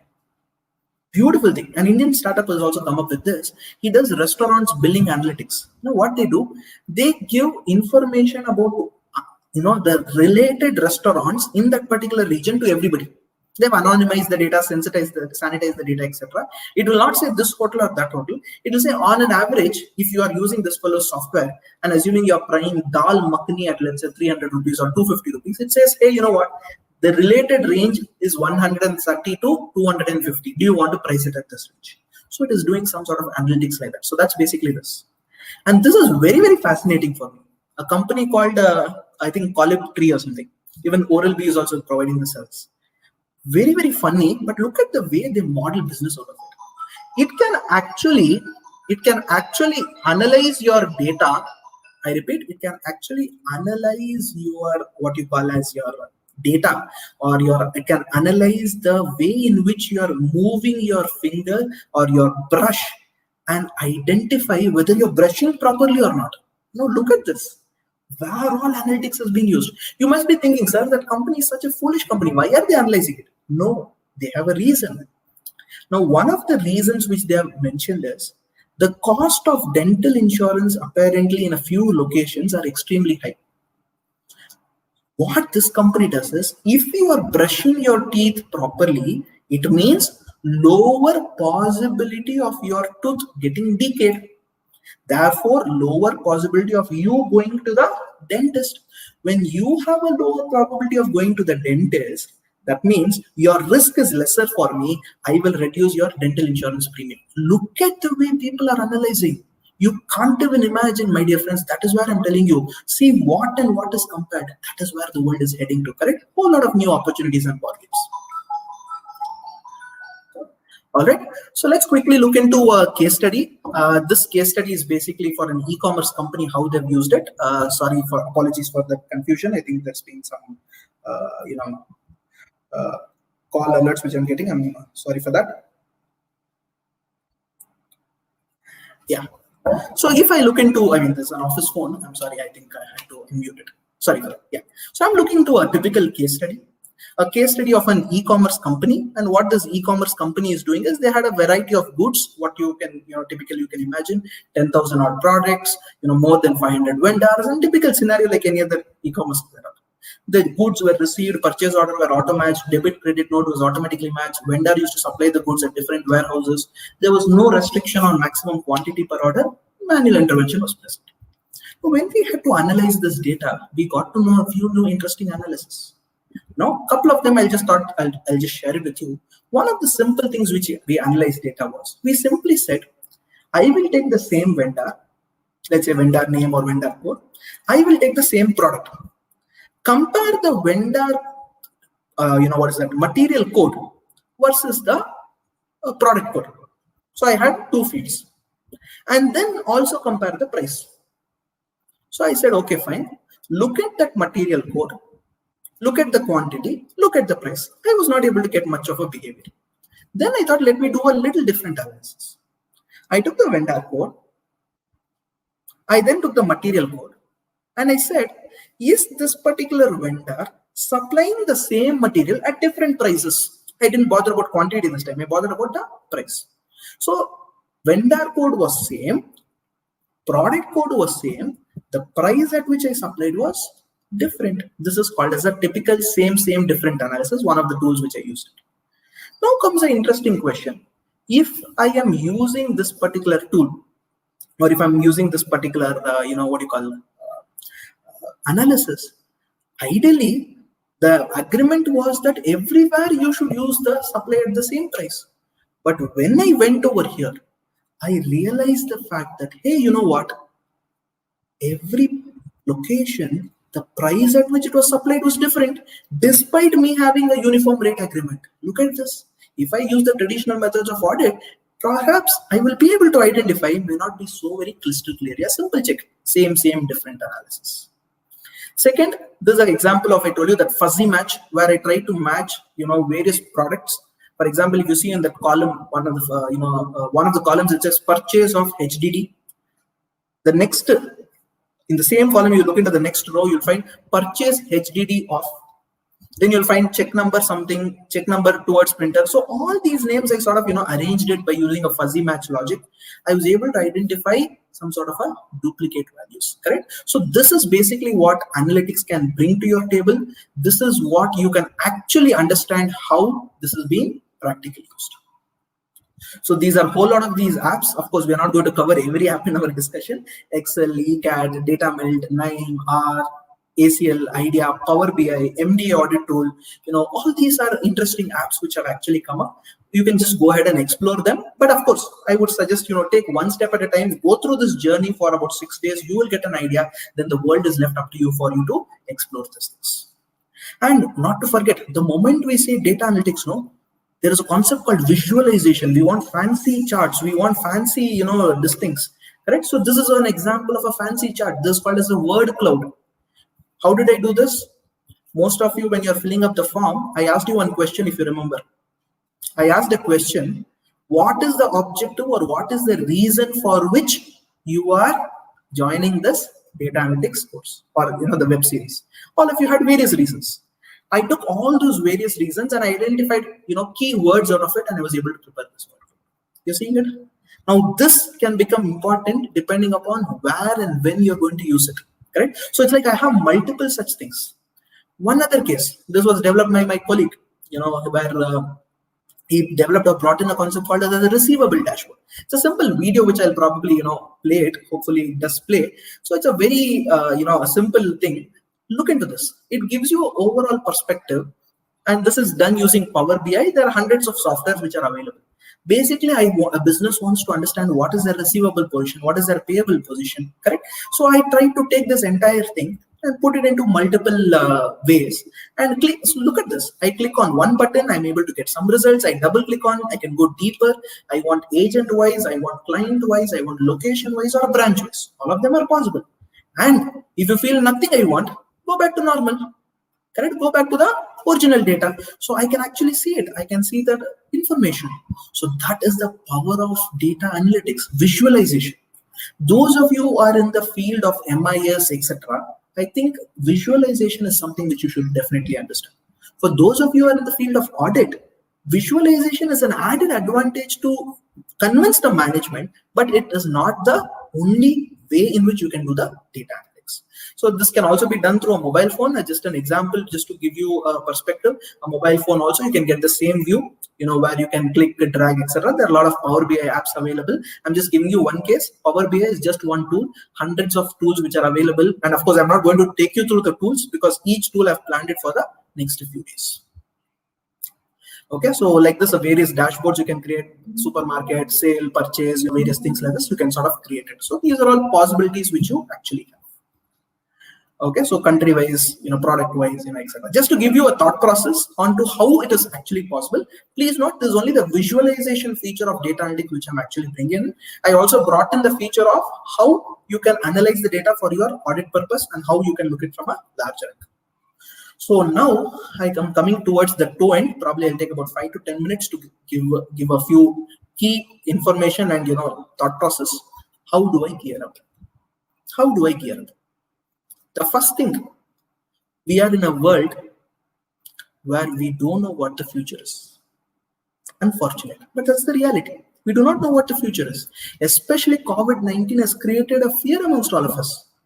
So this is where a key message which you have to keep in mind is lead with a purpose to achieve clarity in a world of ambiguity. A very simple line, but it has a lot of reference. I picked it up from the web. Lead with a purpose. What is the purpose which you want? And you need a clarity of what you want to do. You want to specialize in analytics, you want to do analytics as an additional service, your choice. But understand what the purpose and get your clarity. At the same time, everybody should have these 3 sets with us. Our mind should be clearly set what I want to do. If my mind is set that, hey, you know what, this is what I want to do I have the required skill sets? If we don't have, we have to upskill. That is the reality. Those of them who are into, the earlier technology, today have to learn the new technology. See, today we talk about tax laws. We talk about, let us say, GST being introduced. 3 years back or 4 years back, we did not have GST. So everybody upskilled, everybody learned. Agree? The same way, newer and newer technologies will keep on coming. I need to sort of, get myself upskilled on that. And the third is the tool set. It is equally important for you to know which tool to use when. It is like, you in the battlefield, you should know which weapon or which arrow can solve the problem. Correct? And that is what Mohandas Karamchand Gandhi had rightly said. The future depends on what you do today. Correct? So what is it that I have to look into? What is my immediate agenda? First, all of us have to upskill, including I, including you, including everybody. We have to upskill, and that's a journey. That's a journey. It's not an end point. Oh, I've reached the pinnacle. Nothing like this. That is why, my dear friends, in fact, every session which I do, I learn so much. I learn so much. I do so much of research. That way I feel myself keeping myself upskilled and upgraded. Forget that. Every webinar you are attending, every webinar which I attend, everybody attends. There is one or new thing which you are learning. Correct? We need to upskill ourselves. Second, we need to decide whether do you want to go into a specialization, full depth. I am in love with data analytics. Let me do everything in data analytics. That's your choice. That's your option. Or, okay, I have analytics. I'm doing my audit. If I use analytics for my audit, it'll be good. Added advantage. Or if I'm into finance professional, I'm a MIS preparation, I'm an accountant. Okay, if I have this is good for me. Correct? So that is the difference between specialization versus a skill to have. The third, functional knowledge coupled with analytical skills. Now, this is where, my dear friends, each of the profession comes into picture. each of the profession. That is why analytics is a wonderful thing which anybody can learn. Even a doctor can learn analytics. Nothing wrong. Nothing wrong. Why? The way he uses it will be different compared to the way a technology guy uses it. I, as a chartered accountant, I am into analytics. Why? Because the way I use analytics may be different from what a software engineer might be using. He may be using Python, he may be using Java, he may be writing programming. I don't have time for all those. I may simply use a software by paying some amount of money. The software does basic analysis, and you know what? This is what is the result. Correct? So functional knowledge coupled with analytic skills will be in the huge demand. Next, do you want to be a scientist or an analyst? This is where, again, going into much deeper into tech, or if I touch the surface, that is enough. So these are all thoughts which you should think about. Only then you can look into it. Horizontal versus vertical depth, all of this you'll have to look into, and the choice is basically given to you, because nobody can understand you better than you yourself. Perhaps you might feel, hey, you know what, I'm a senior professional, I cannot learn all these technologies, but I will have a knowledge about them. Great. Get in touch with a junior guy. Get in touch with a youngster. By the way, I'm also a youngster. Huh? Okay. Not that I'm too senior. Coming back. So get in touch with a youngster. See how that youngster is basically doing it. He may have the technology expertise. You have the functional expertise. Even till date, my dear friends, even till date, any of the audit which I do, my father is also practicing chartered accountant, any audit which I do, how much of a technology element is there? I'm speaking about blockchain, I'm speaking about data analytics, I'm talking about artificial intelligence, I'm talking about machine learning. I will run through my presentation with my father. He will 100% bring in a new angle to the thought process. Why? Because of the experience he has. Do not forget. And that is something which I feel, today's youngsters to some extent are a little, they say, hey, no, I know everything. No, you cannot have a world where you know everything. It is impossible. Even, and that's why I said, learning is a process which starts when you are in the womb of your mother. It ends only when you're in the tomb. Womb to tomb, you need to keep on learning. And what better way to learn than by looking in and around you? Forget about classes, all those things are very good. Have an intention to learn. In fact, my colleague who gave that Power BI chart, I myself did not know there were so many features. Of course, I didn't invest so much into it. So what? I learned from him. They might be in my article stuff. I learned from my article stuff. Last week back, I gave an interesting project for my article stuff, and I said, boss, do whatever you want, give me this output. They actually went to YouTube, they went to understand one session, they went to Microsoft Word, and they came up with a beautiful exercise. That is what we need to inform our team. Youngsters today have got so much of talent. We just have to know how to channelize that. At the same time, seniors have got so much of experience. A bridge of both is what is necessary for us to go into this analytics. Correct? Yeah. So what are the new roles for us? We will have to, as analytics professional, whether you are a doctor, whether you are a software guy, whatever it is, as an analytics professional, you can lead strategy, you can create value, you can protect your brand, you can probably tell stories based on those graphs. You can be the catalyst to bring in digital transformation. Why? If you want to prepare analytics, your data has to be digital. Unless your data is digital, you cannot progress. You should have your domain expertise. Whatever is your area of expertise, it could be taxation, it could be GST, it could be company law, whatever, have it. See how you can use analytics over that. And last but not the least, whatever you deliver, it should be something driven by trust and integrity. All right. So that's something which I wanted to mention. So what are a few key action items for us? Recognize the importance of analytics in whatever we do. Okay, I understand that this is what is necessary. Identify what are the opportunities. Where can I use analytics? How can I process it, etc.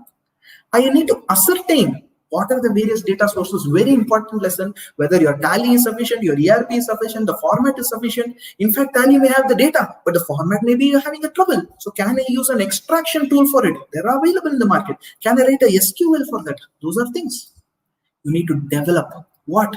You need to develop the analytics-based plan. It could be in audit, it could be in finance, whatever domain you're in, you can always use analytics. You can update yourself in terms of school, tools, skills, perspective, correct? Keep on looking into it. You get a lot of ideas. And last but not the least, bring a culture where you respect analytics. Meaning, wherever you do, hey, you know what? Why can't I simply analyze this on Excel? Maybe spend half a day. Forget half a day. Just to spend 1 hour, can I put it into a pivot? Because every time I do a pivot, I do a pivot in different fashion, which I would not have replicated last time because something new comes to me. And how it will come? Only if you keep on practicing and practicing. So my key takeaways, my dear friends, invest, experiment in new technologies, adapt, adopt to emerging trends, cloud, data analytics, whatever solutions are available. Engage in debate, get your people, ask them, why can't you do this? Ask them, why can't I do this? Train, develop skill set, mindsets, etc. Dedicate your resources and time and move from the method of paper to the electronic. From the tick, I think we need to move to the click. On a lighter note, perhaps this day is not so far, correct? Where somebody actually comes forward and, probably a system comes forward and says, hey, you know what? Can you come and put this tick box for me? On that lighter note, so thank you so much. This is a quick brief about us. We are a professional firm like anybody else. We help our clients in all these domains. Many of them ask, sir, in technology, what can you do? We have been able to help in these domains. They're just for a thought process or an idea perspective, technology-enabled solutions, and a whole lot of these world of opportunities is actually available with us. Always remember a light key message on a lighter note. Where there is a mouse, there is a cat. And cat I'm referring to computer-assisted audit tool or an analytics. A mouse I'm referring to digital data. All right. Thank you so much for being a patient audience. I know I've exceeded the time by about almost 12 or 13 minutes. Beg your pardon for that, because I had some few examples which I wanted to give. I didn't want to rush you through. I'm more than happy to take your questions and queries. You have my contact details, you have my information. I'm available on LinkedIn. And of course, we are connected through social media. I think today we are just probably an email or a IM away. Okay. On that note, thank you so much. I will quickly stop sharing. If you have any questions, please drop it in the chat window. Probably I'll take about 5 to 10 questions before I wind up the session. Thank you so much.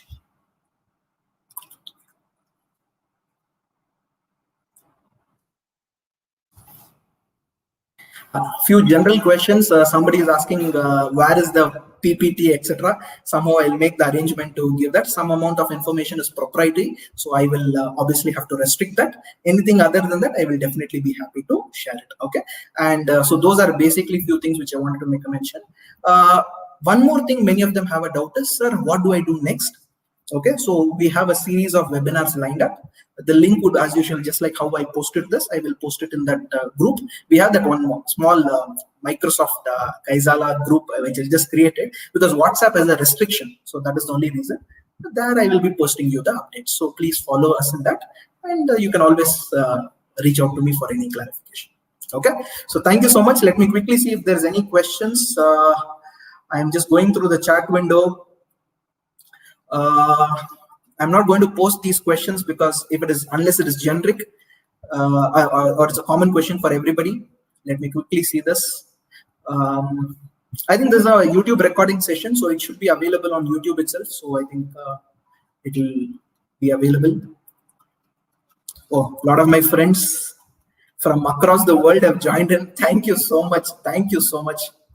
I'm just reading out their name, and I'm just recollecting when I last met them. Thank you so much, my dear friends. Initially, it was planned for a smaller audience, but considering the number of people who are interested, I made it on YouTube itself so that larger audience can actually join. I'm just trying to see any special.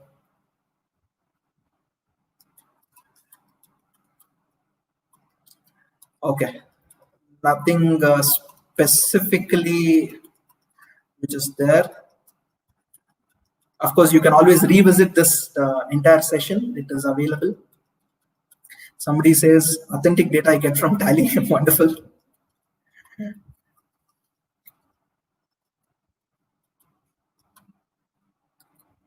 Thank you so much. Many of them are sending you wonderful wishes. And thank you. I'm truly honored. I'm happy that I was able to share my thoughts. Okay, few of them are attending multiple webinars of mine. Thank you so much, those of you who are attending. 100 minutes of enlightenment. Okay, that's really nice. Thank you. Probably, and I just so somebody just said that. Thank you so much, sir.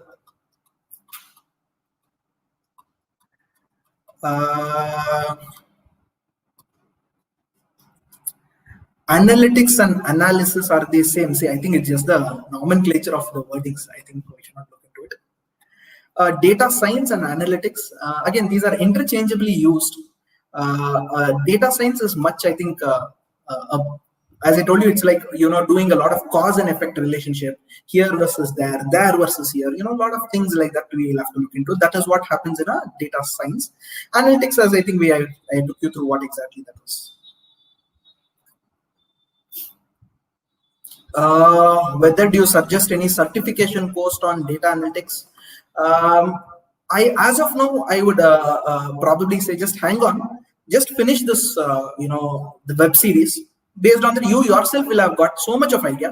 Then the choice is yours. The choice is totally yours, because it will be wrong for me to say that, yeah, you have to use this, you have to use that, etc. But I think over a point of time you'll get it. Okay, next question. Do I have to have any tools installed prior to the session? See, we're not going to do a training sort of a session where, this you have to do, that you have to do, etc. We will quickly take you through, we'll give you an overview. You can always look into that video and sort of learn from it. We are going to show you a few things on a practical perspective. Somebody is also asking, Python of financial data, separate webinar required, please provide some glitches. I think Python is also covered in the series. So those of you who are not aware, I'll quickly reiterate. The first series is basically introduction. Next 2 days is going to be on basics of Excel and advanced Excel. When I use the word basic Excel, I'm not talking about simple format or various things. Obviously, it's going to be something on a more practical business usage perspective. Once that is done, the third day we move into how to use analytics software. And this analytics software, again, I'm trying to give you a perspective of how analytics-oriented, CAT-oriented software works. Again, we have fantastic speakers lined up. Then after that, we have a session on Power BI and Power Query, because many of them found Excel and Power BI very interesting. So I've kept one speaker. I've requested one of the speakers to talk on that. And last will be obviously on this Python and other things. There are much more. Based upon the feedback and how this last few days went through, I'll be more than happy to ask. Probably if you have good speakers, if you have any other people, feel free to share the references, details. I know it's a small world. We can always share. Nothing wrong in sharing knowledge. I think at a larger level, collaboration and knowledge sharing is the only way you can actually survive during this crisis.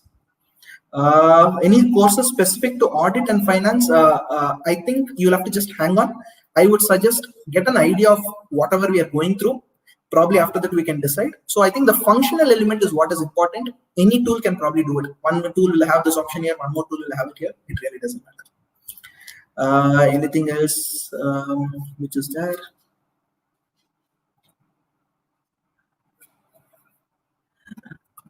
Okay, we have talked about audit. Do we see disruption in accounting sector? Definitely yes. First and foremost is disruption will be there in accounting only, then it will come to audit. See, gone are the days where we sat and manually started doing the accounting. But I think everything system is able to do it. You have software tools which are integrated, interconnected. So a lot of things are actually coming up like this. So that is going to sort of fasten the accounting data entry process. Okay, is it useful only for large retailers or distributors? I think I clarified it. Even small amount of people, smaller set of audience also, you can definitely do it. But the question is how, and how much of data do we have? How much can I analyze? And do not, in fact, you should start this as a journey. So say that, okay, 6 months down the line, if I have digital data, it makes better. So actually start the journey of digital transformation. How to educate clients on usage? I think the challenge what most of us are facing is, for various reasons, clients have not been exposed to that. Nothing wrong in that. Nothing wrong in that. I think we have to educate. That is where our role comes into picture. Prepare a simple dashboard. Prepare something, simple analytics. See what is the data the client is capturing. Do some free engagements for the client. You will also learn. The client will also get an idea about it. We have talked about audit. I think I've spoken this.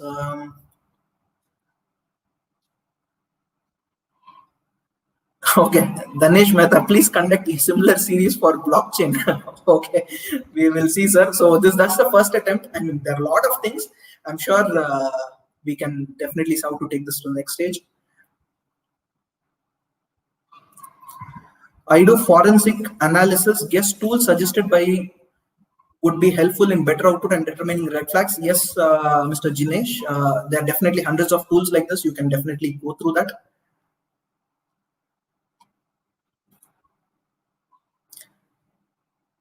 Please help us with data analytics prospects in statutory audit and internal audit. Okay. So statutory audit and internal audit is a little dicey area, but again, a lot of opportunities are there. As I said, of course, we'll look into it. I've requested the speakers in the next few weeks, next few days. Also, I'm also going to be there. I'll probably be, panelists to a limited extent, because all of them, in fact, I've requested the speakers across the India to come. So a couple of them from Bangalore. We have Mehta sir who's doing it tomorrow from Delhi. We have Abhay who's doing it on Power BI from, I think, Bombay. We have Deepak who's doing on Python. He's from Kolkata. So I've covered all the top 3 places.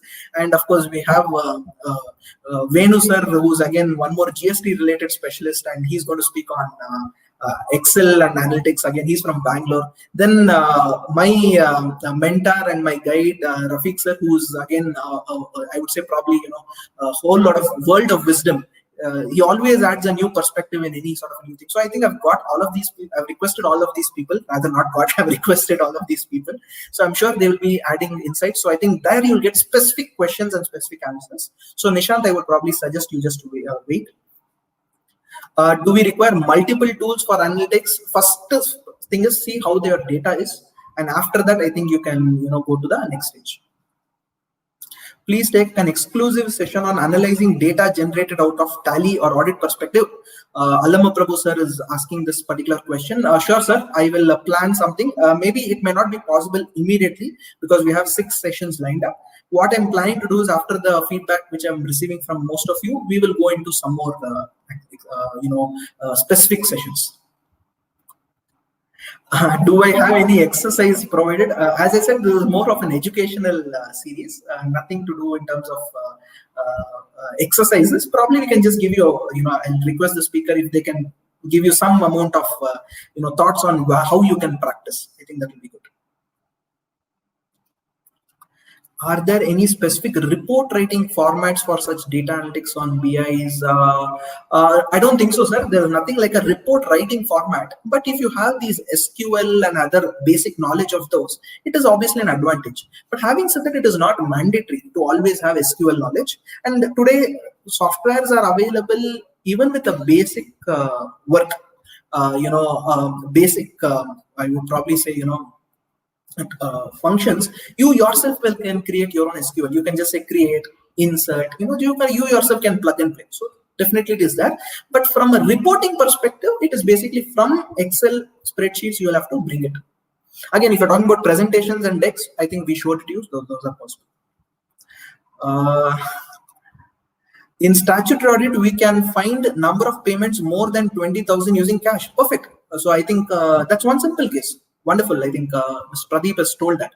I mean, there's just one case. You can do hundreds of exercises. So how do I get started with analytics in an organization for the first time? How do I get started? Okay, this is tricky. Okay, my suggestion, Mr. Ritesh, is first understand what is the data you have. The first step for analytics is to understand the data.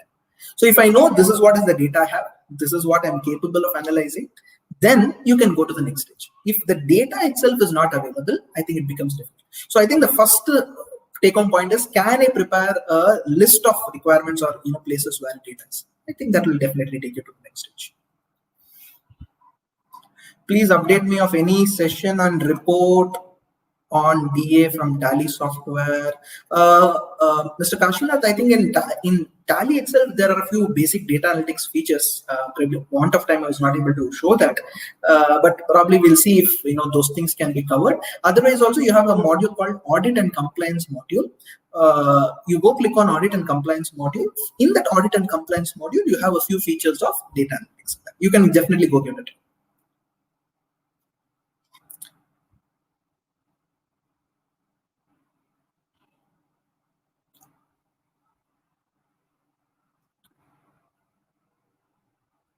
Okay, so I think I have answered most of the questions, and there's not many which is there. Um,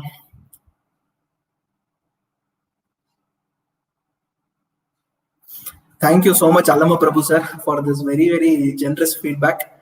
I don't think I'm a celebrity. my my intention was only to share knowledge, sir. That's all. So thank you so much. Sandeep, I love the Power BI which you were referred and such things to our client. Looking forward to same. Yeah, thanks, Sandeep. So in fact, this is something which as I told you, I picked up from my colleague Akshay, and he helped me out, in sort of getting these things done. There's a whole lot of these things. That's why I said I believe in the power of collaboration. Only through that you can achieve a lot of things. Thank you so much, my dear friends. So I think I've answered most of the questions. If there is anything more, I'll probably take a minute or so. Otherwise, I will probably end it.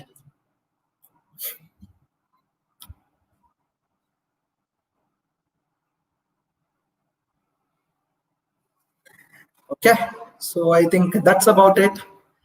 Thank you so much, my dear friends. Please watch out for our further updates on the subsequent webcast or web series. I'm truly honored and humbled by the way you have shown your love and affection. I hope I was able to add value.